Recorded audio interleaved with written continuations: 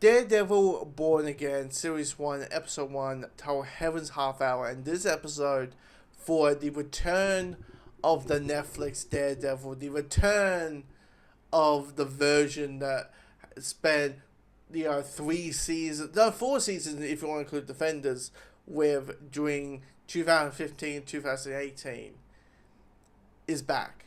The Devil in Hell's Kitchen is back. And this, by one episode alone, this is a huge win for Marvel. Because everybody, after Captain America, everybody thought, like, Brave New World, everybody's like, maybe, Deadpool Wolverine was a fluke. And Born Again, Daredevil Born Again, is showing that, no, Marvel's back. Marvel's back. Because this episode is remarkable, well done. This show is amazing. Like, the first 15 minutes, what the first 15 minutes is, and the rest of the episode is establishing this. This is what the status quo is, and now this is what the status quo is now. What it was and what it is. And those first 15 minutes gives you a sense of home. Gives you a sense of nostalgia in the nicest and seamless way before shit hits the fan. Seeing Karen, Matt, Foggy all together and just, better and see them together, and you just like, this is what you remember, and then it gives you a nice grin, it gives you a nice smile on your face. Like the scene where Foggy is flirting with his girl, and Matt is using his hearing and going like, oh, Callie, you can't believe what he's doing right now. And now he's doing this, and now he's doing that. Like, it gives you a sense of, we're back. And then, so the moment those things happen, and the moment that the shit does hit the fan, it gives you a sense of, it punches you in the gut harder.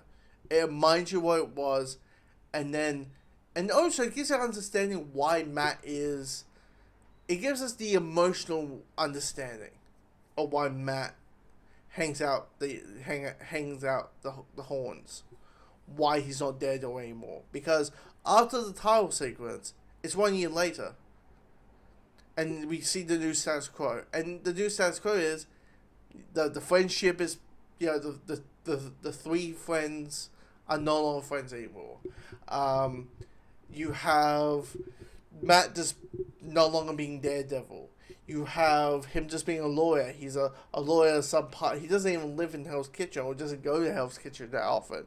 So it's kind of like Ragnarok, where all the things that we know Daredevil to be, he kind of has distanced himself for it, right? He has distanced himself.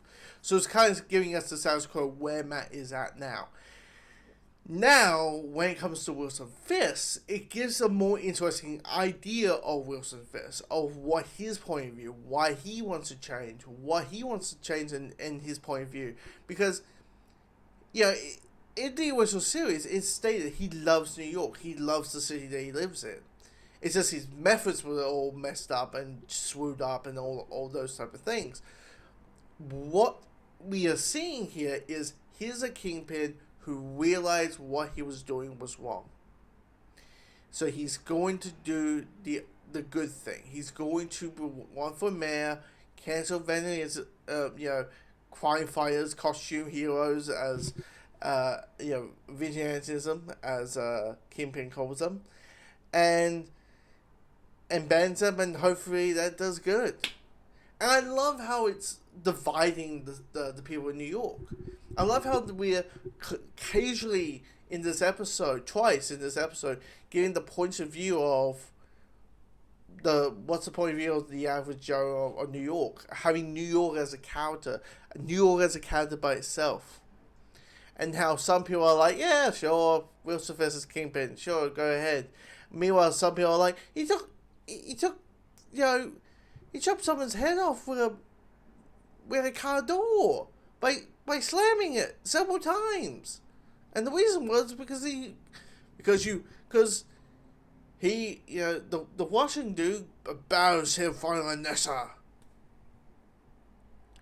He's a staring mob boss. Why are we gonna make him mayor?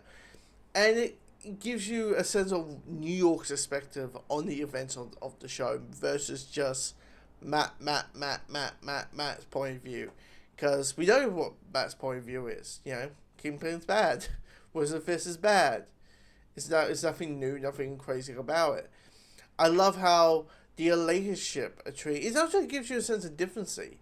That the relationship between Wilson Fisk and Vanessa is different. That they are distant themselves. It feels like he was blimp. Well, at least Wilson Fisk was blimp. And how, 5 years happened.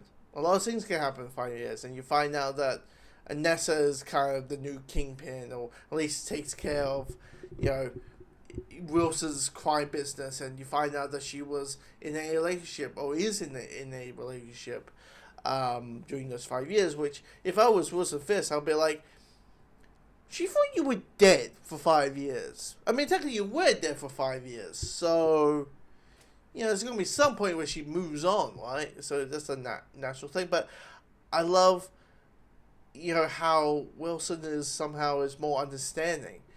He's not this big, crybaby as he was in the original show, which we like the big crybaby, but, he's more, he feels like he matured in a way.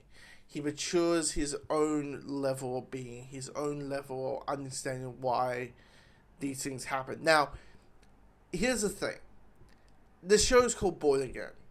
As much as Matt doesn't want to become Daredevil anymore, he's going to become Daredevil. As much as Wilson Fisk is trying not to be the Kingpin, he's going to become the Kingpin again.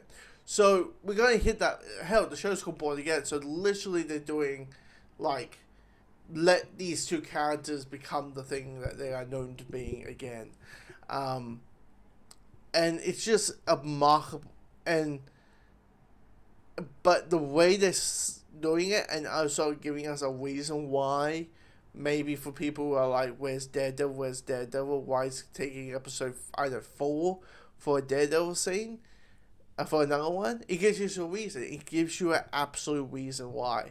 Now, of course, we got this villain named Muse, who is a very messed up character, a very vile villain.